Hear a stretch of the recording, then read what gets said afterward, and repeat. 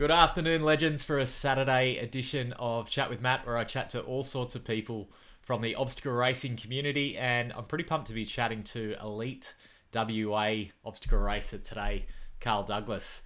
And Carl Douglas is originally from the United Kingdom. He moved over to Australia in 2015. He grew up running cross country and ended up working with the police in the UK and shifted to being a PT in 2015. When Carl ran the Spartan Beast in APAC and in Perth, he was instantly hooked on the sport, moving on to the Bright Ultra in 2018, Enduro 2019, and then the Bright Trifecta 2019. He currently competes in OCR and trail running events, is an ambassador for Red Dust OCR, and has won both elite races with them so far, including the 5K kinetic event last weekend.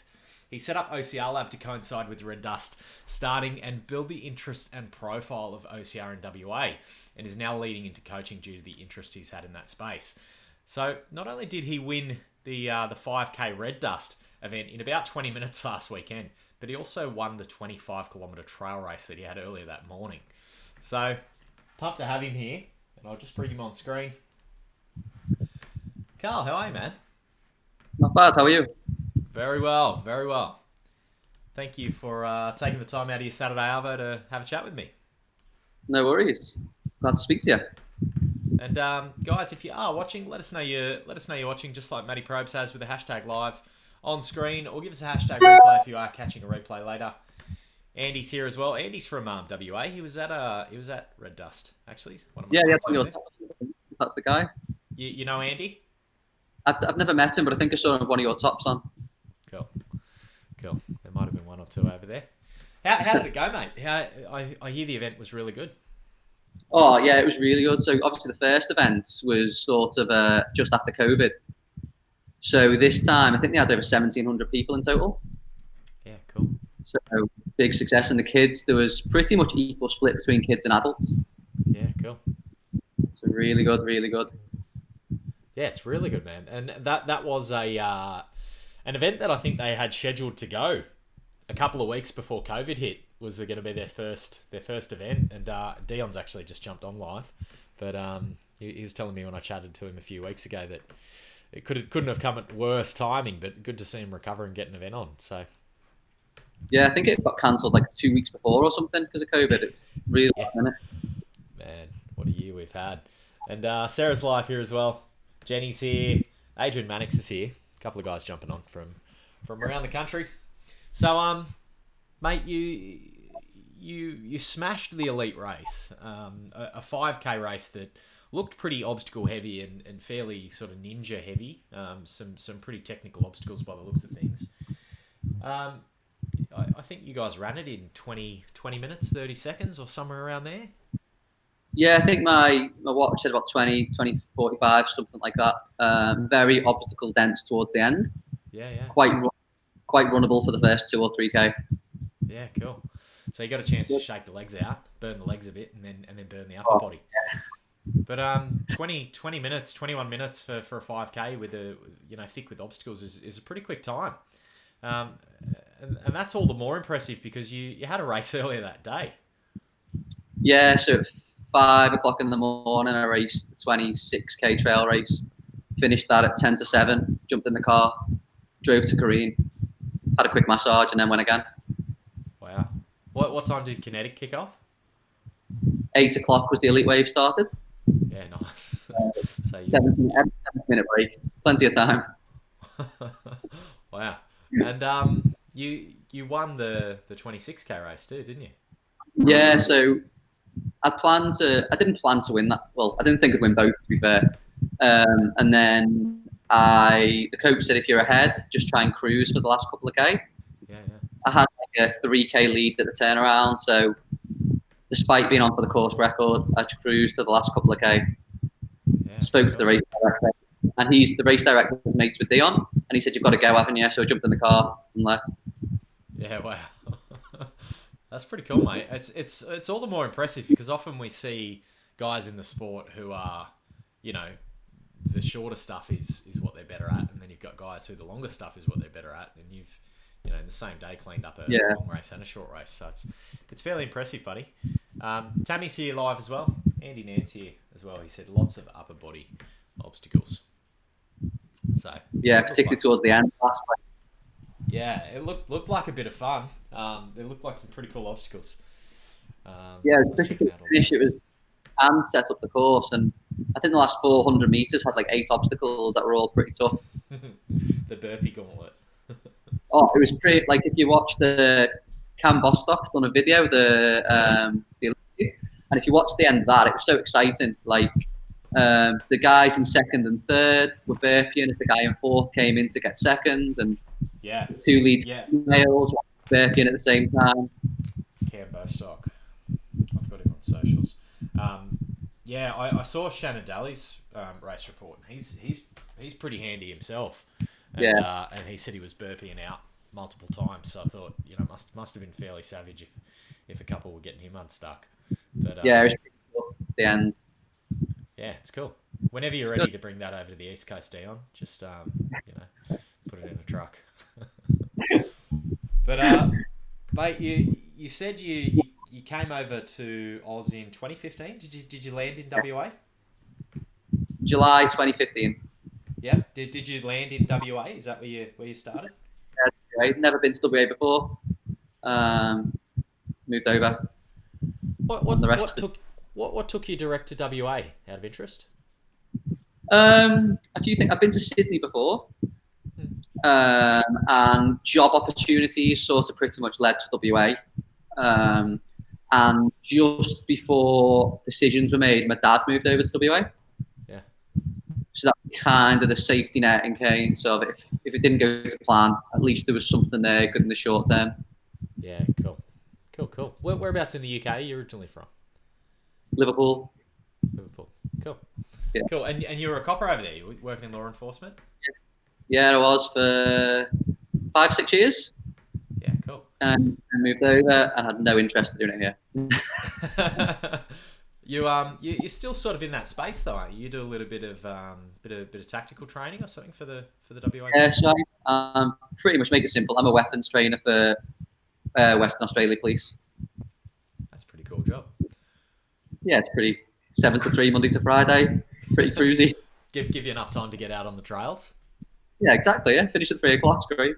Yeah, beautiful. They got beautiful sunsets over there too to be running along that coast. Yeah, it's really nice. The amount of times like for morning or evening you can get good sunrise and sunset. Yeah, yeah. My sister's in Perth. I do try to get over there when I can. It's a beautiful city. I think it's the most isolated city in the world. Yeah, I think so, which has probably helped with COVID because we managed to get on top of it pretty quick. Yeah, yeah. They just shut the borders. They're like, fuck it. We're just living our little republic over here. Yeah. So you grew up as a cross country runner? Yeah, pretty much on off cross country for 7 years, pretty decent level, and then sort of lost interest with running.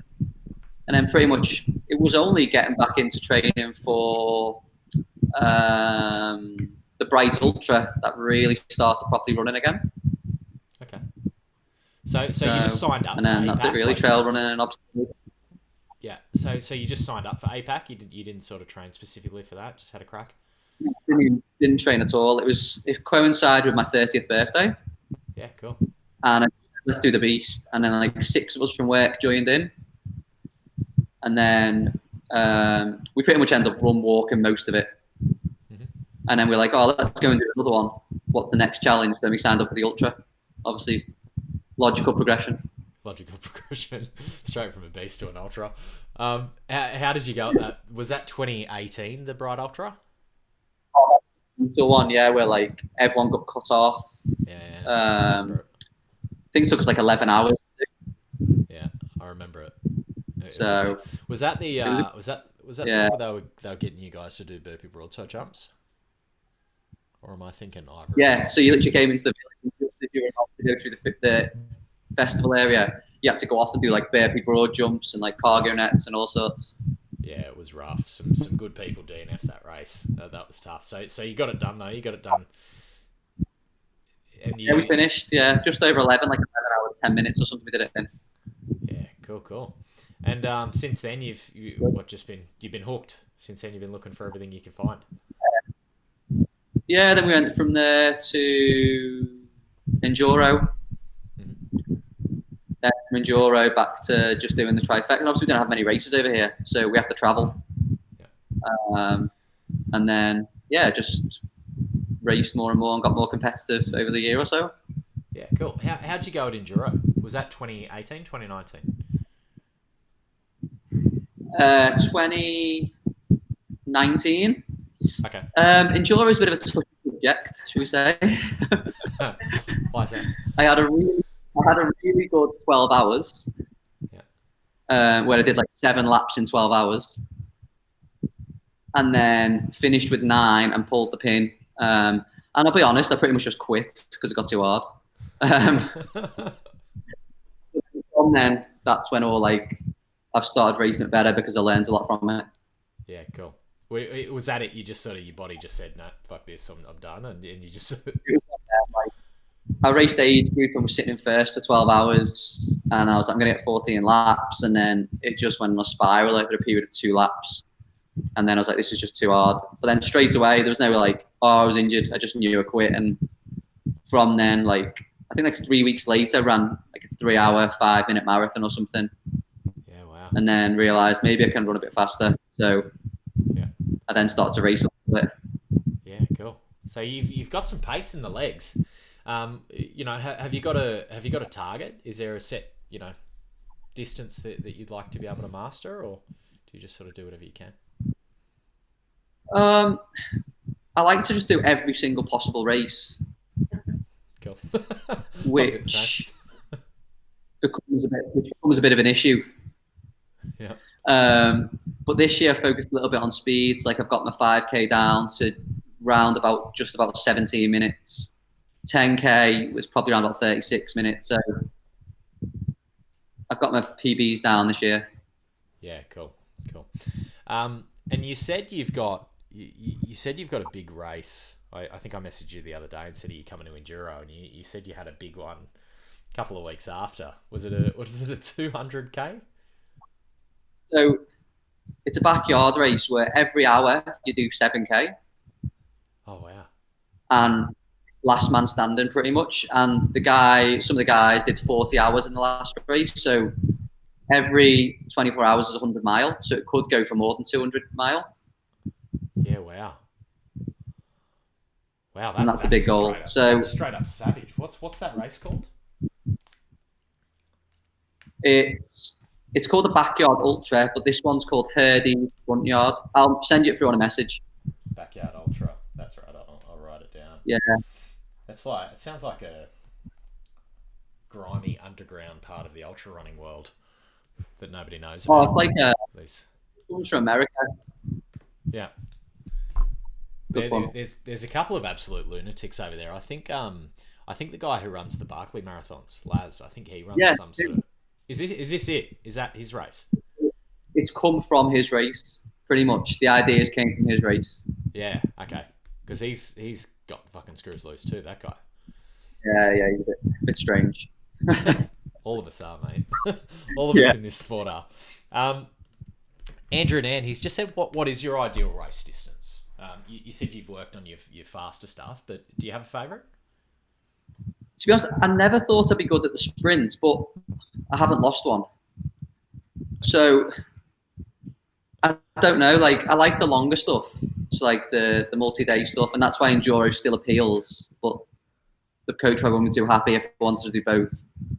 Yeah. Around about 10 to 21K, I'd be pretty like I raced age group last year in Bright, but my time finished 5th in the elite race. And I'm better this year than last year. So probably 10 to 21K is kind of my actual favourite. Yeah, cool. Are you looking to see how far you can go in the sport? Are you all in? Yeah, I want to head over east and see how I'd fare up against Mackenzie, Gill, Hardy, all them. Yeah, they're quick, man. The guys just at the front of that pack. I think you've got a front pack of about 5 or 6 runners who are pretty damn fast, and then the next pack's a little bit behind them, but it sounds like you'd be nipping at their heels. Yeah, I was. In hindsight, I probably should have tried to get over for Gold Coast. Probably that'd have been a good one for me, but couldn't get over. But yeah, next year when I get through this race in March, if I don't come over for Enduro, try and see what Spartan races are sort of May, June, July, and see what comes up. Yeah, cool. Well, hopefully we get an announcement of their calendar pretty soon. Yeah, that'd be good. Yeah. So Dion just asked, are you doing Enduro 21?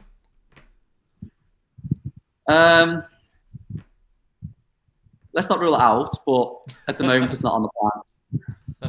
He does have the 200 200k race. 3 weeks after. So Red Bull the week after Enduro as well. Yeah. And Ultra Series WA. Dion's. That's the link race. What's that? That's the 7k loop race link. Oh, okay, cool. I'll look into that. Cheers, Dion. Mate, so you've sort of only got super competitive in the last couple of years with it. Is that true? Probably this year is the only. Yeah, really this year. Like I went to Bright, was always going to race age group there, and I planned to race elite this year. Whether it's unlucky or lucky, depending on how you look at it, I don't think I'd have done as well at elite this year as I would next year. I reckon COVID kind of helped me in the training get a bit better and a bit faster. Yep. So I reckon I'll be in better shape next year to come and race elite and see where I'm at. Yeah, cool. I reckon I wouldn't have probably, beginning of this year, I wouldn't have been close enough to Mackenzie, Gill, Hardy, Adrian, all them. But next year, maybe. Yeah, and it's actually easier to train when you do have a big block that you can train, and you can get a little bit smarter about how you're doing things. When the season's happening and there's events every few weeks, it's sort of hard to taper and hard to peak, and yeah, exactly. Yeah. Oh, cool. So are you going to stick to any particular race codes? Like, would Spartan be the one that you'd go for? Spartan would be good. Raw challenge appeals just because of the amount of obstacles. Yeah. And obviously Red Dust suits because Red Dust is flatter and there's obstacle dense, and I'm pretty strong on the obstacles. Yeah. And I was speed. So raw challenge could be something that if that fell in the right time and a Spartan race didn't, and I knew a couple of the big guys were going to race, maybe that could be a. Because I know Mackenzie and that have raced them before, so yeah, that could be a good one. Raw's a really cool event. I do a little bit with them. I usually get to all of their events and have tents and everything set up. But just a really cool vibe. It's usually about a 7k, 60 obstacles. So yeah, very, very obstacle dense. Suits me because it's flat and there's not a lot of running. But yeah, it's a different kind of event. You know, you see different guys are winning that compared to say winning a Spartan Beast. So, and then they do a 12-hour enduro, which is an amazing event too. That'd be fun to do. Yeah, you usually see sort of Lockie Danzy and Lee McKenzie and Josh Perizzolo battling it out, so that's always cool.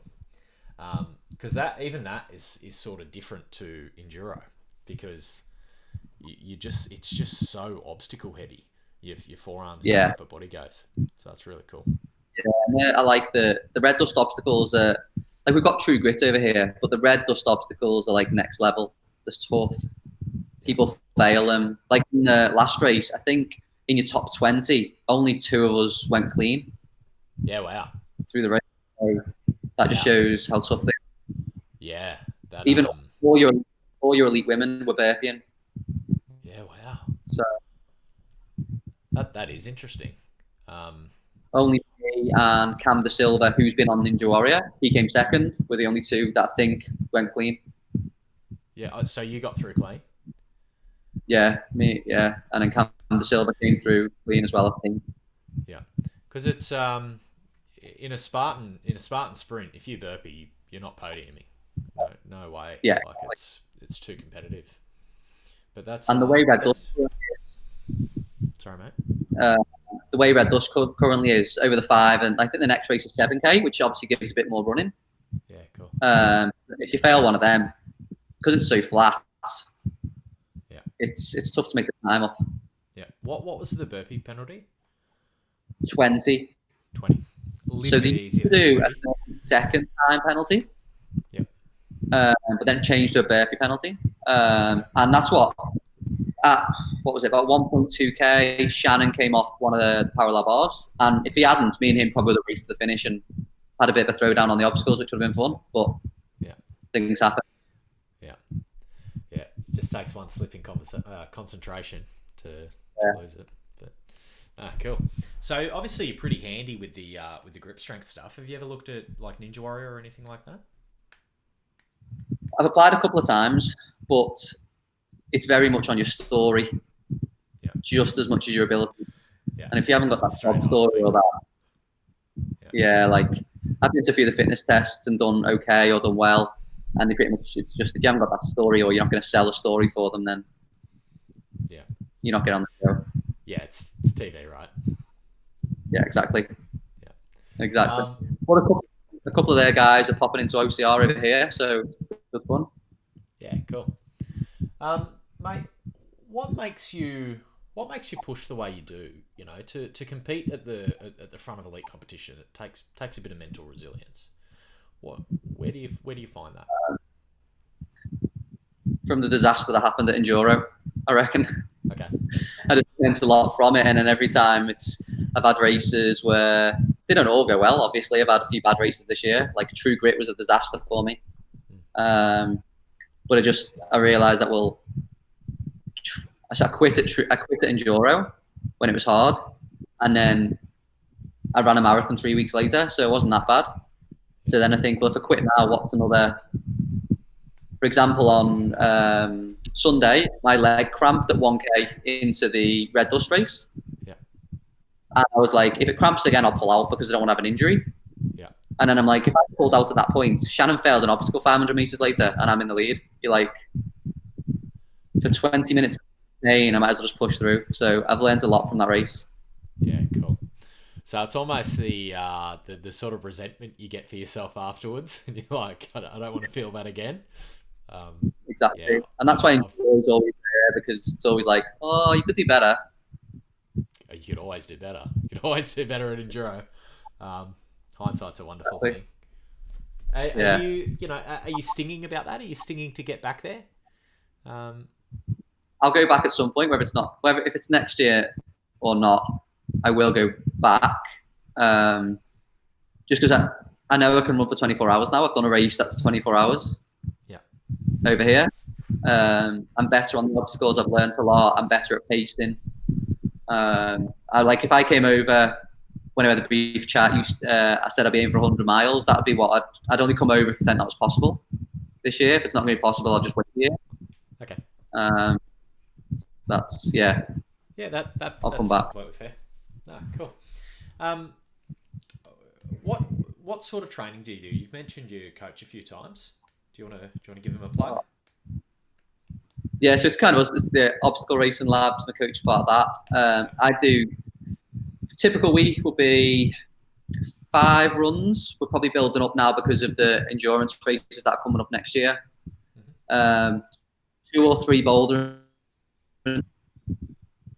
3 strength sessions. There'll be a mountain bike session, a hike, and that's pretty much in a week. Cool. So.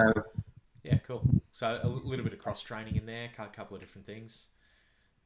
Yeah, like in the boulder and stuff. I used to do a lot more like circuits, but looking at like what the Americans do, like Atkins, Newell, they all do bouldering and they don't do obstacle stuff, and it's really example on the missing link on the race the weekend. I missed it one of them the first time, and I can just hang with one hand so easy now because of the bouldering. Yeah. I think all the good ninjas are climbers. Yeah, because they've just got that like fingertip strength, right? Yeah, exactly. Yeah, and I think like from a training perspective, circuits and strength training have their value, but once you get up to a certain strength and you sort of have what you need, then you can start to focus on the maintenance and the skills. Yeah, exactly. Yeah. But you look at even the guys who are at the tip of the competition in Spartan. Liam McKenzie's always out climbing. Quentin Gill's always out bouldering. Yeah, exactly. And a lot of them don't do more high intensity circuits. Like if you watch them, like they do a lot of carry circuits for like an hour, or a lot of more endurance type circuits. Yeah. which replicates obstacles more, which is obviously more suited. Yeah, definitely. And the OCR Lab is you started that with to coincide with Red Dust kicking off and sort of building the sport over in WA. Tell us about that, man. How did that come about? So it was literally an off-the-cuff idea. Red Dust was coming up. We knew about that. And we've got, before Red Dust happened, we had True Grit once. And the same people rock, and the field's not that deep in terms of elite competition.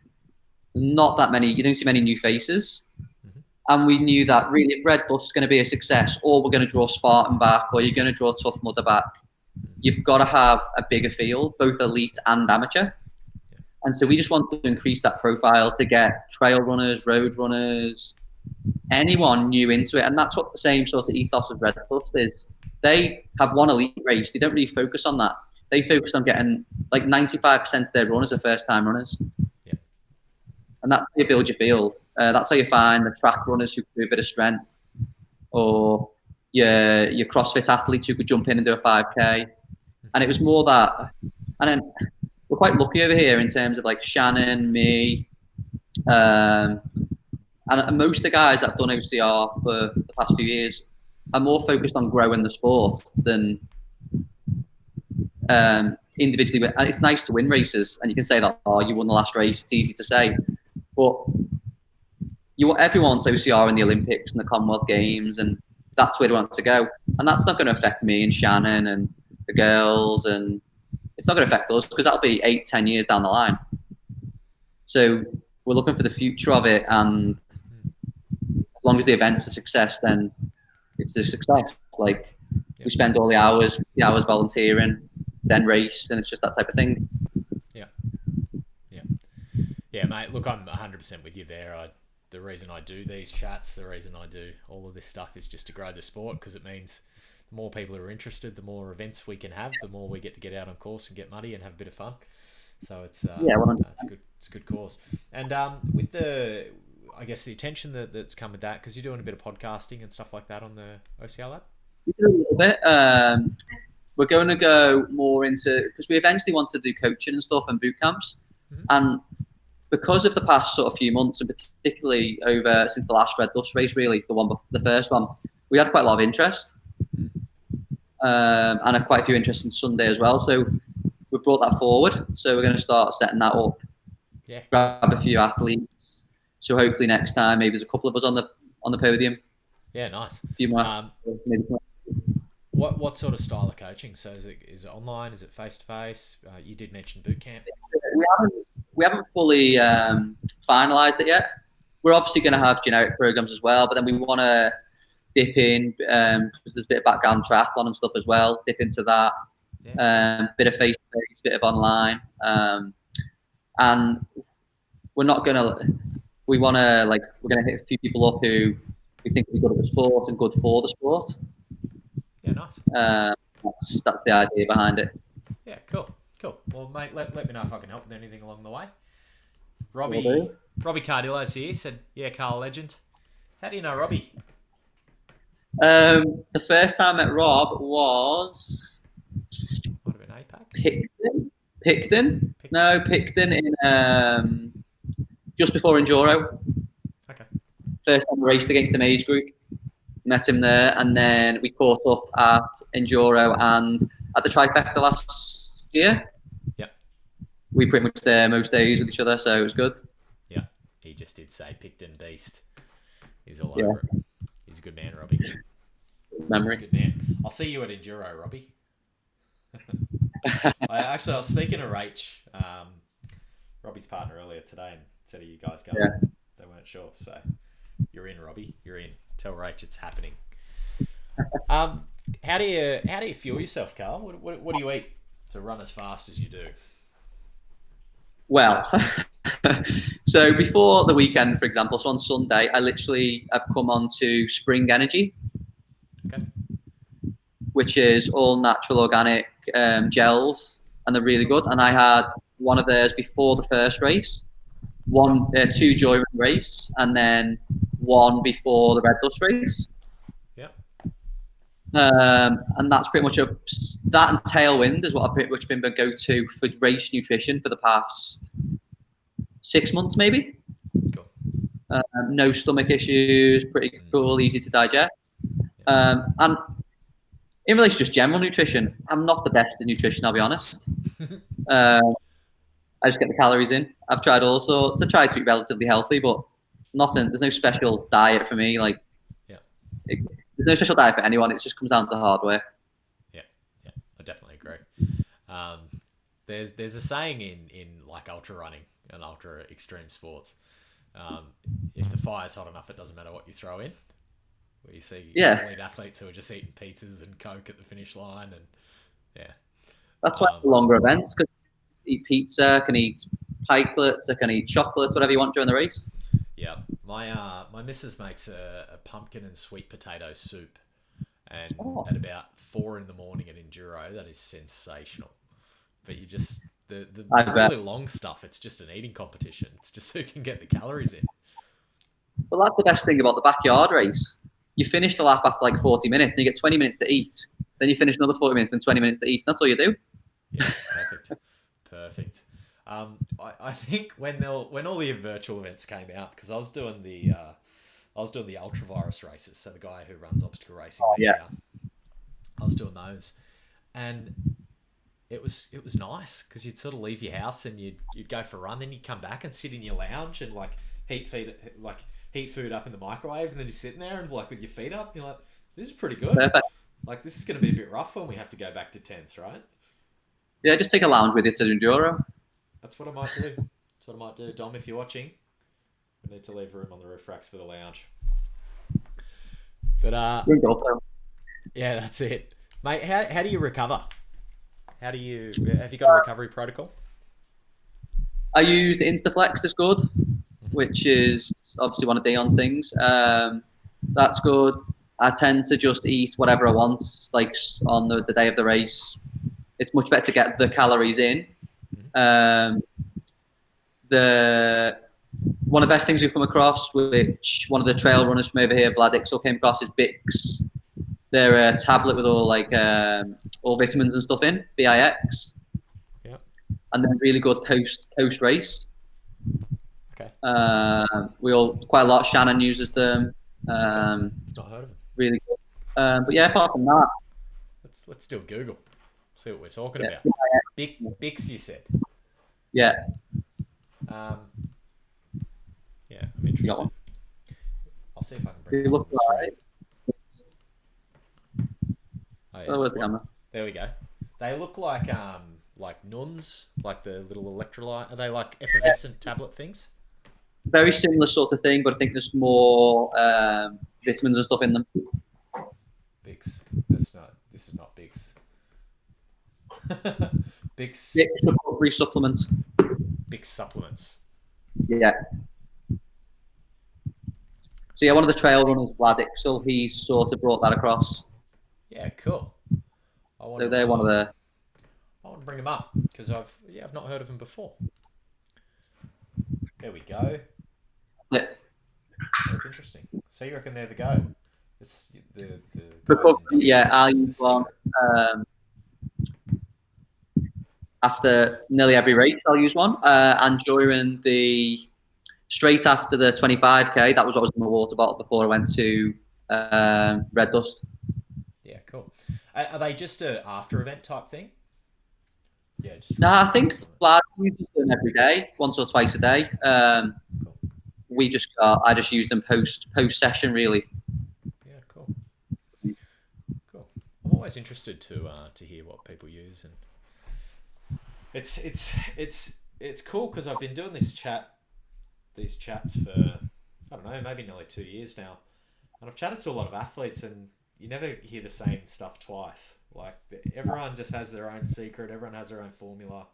Some guys swear on ice baths. Some guys hate ice baths.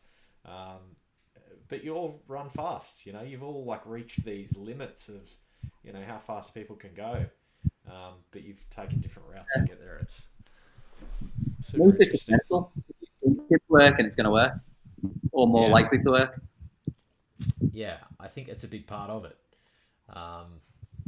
being able to push. Have you read a book called do you read much? Are you much of a reader? Yeah. Yeah. Have you read a book called How Bad Do You Want It by Matt Fitzgerald? He's an elite running triathlon coach, sports journalist, written a heap of books, written like the 80-20 training principle and diet cults. He wrote a book called Racing Weight, which is pretty interesting.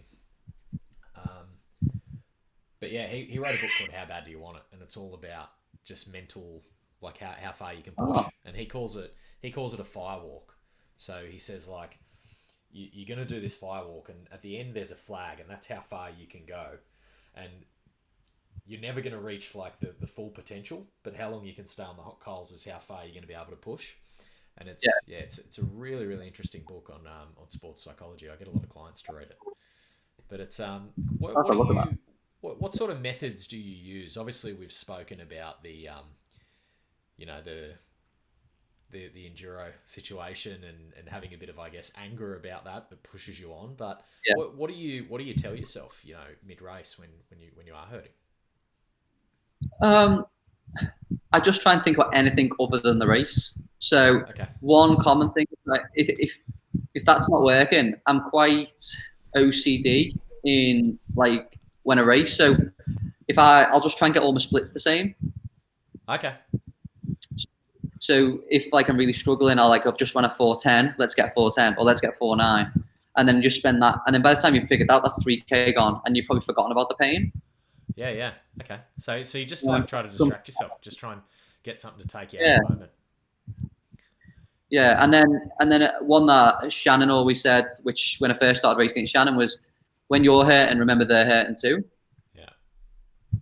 And so that's always something that's always been there when you're racing, and think, well, if I'm hurting now and I'm running this, well, they must be hurting. So if they're behind me, they're not running as fast or whatever it is. So that's always been a big help.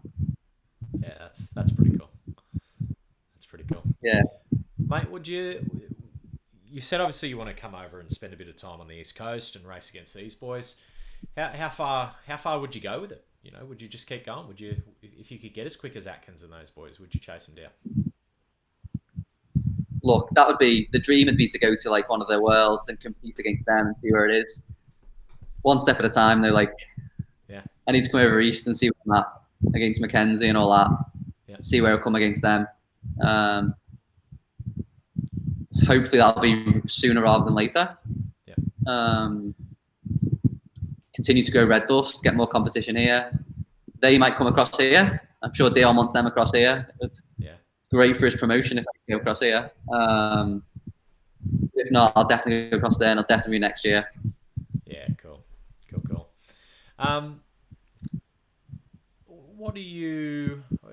Have you got any certain gear that you're running? Any certain gear preferences, shoes, anything like that? So I had a few Achilles problems earlier, pretty much the beginning of this year. So when I was racing at the beginning of the year, I had a few Achilles. So I can swap to completely running only Nike shoes. Okay. Because you swapped to Nike or away from Nike? Yeah, I had a couple of Nike, so just literally only running Nike now. Okay. Because all the heel drops are roughly the same.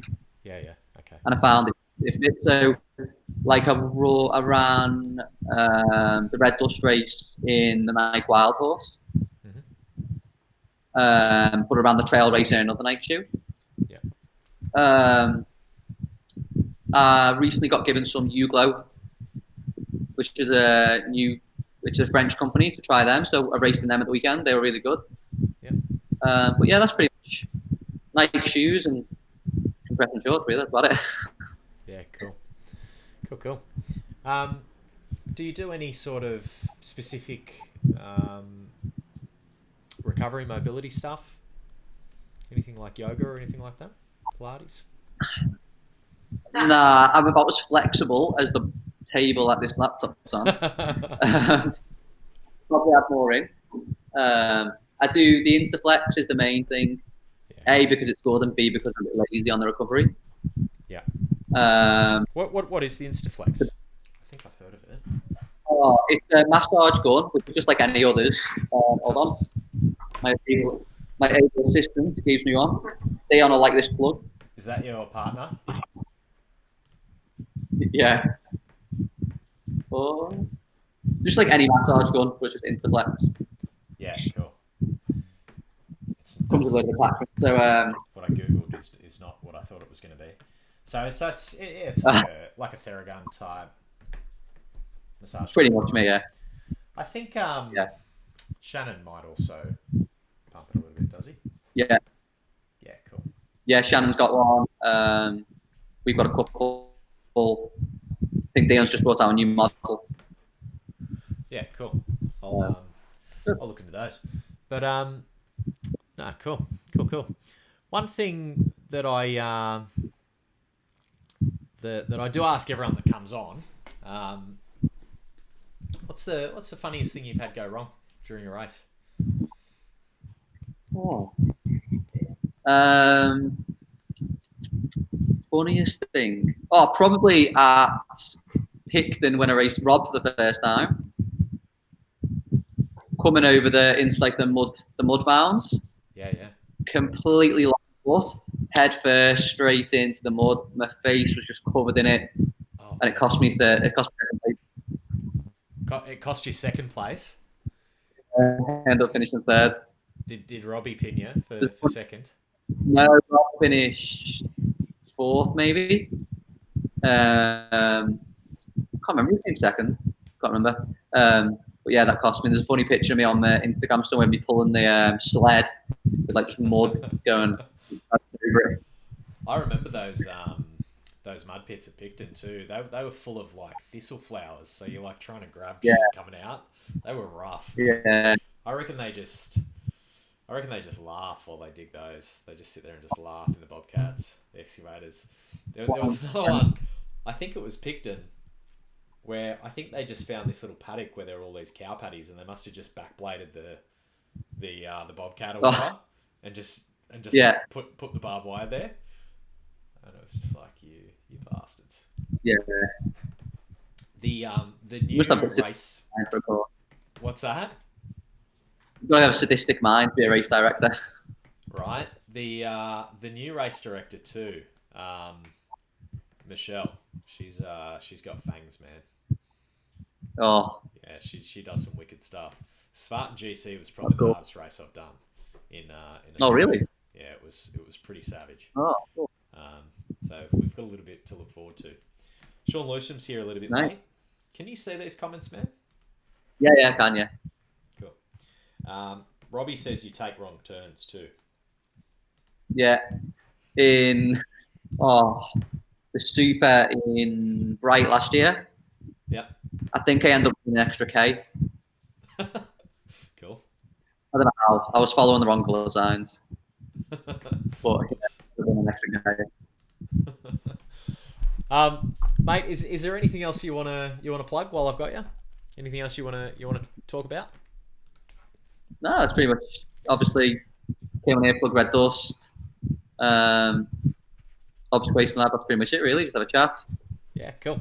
What's your socials, mate? If anyone wants to get in touch or check you out, what's your IG handle? The Obstacle Racing Lab is at the Obstacle Racing Lab. The Obstacle Racing Lab. And mine is Carl_Douglas21.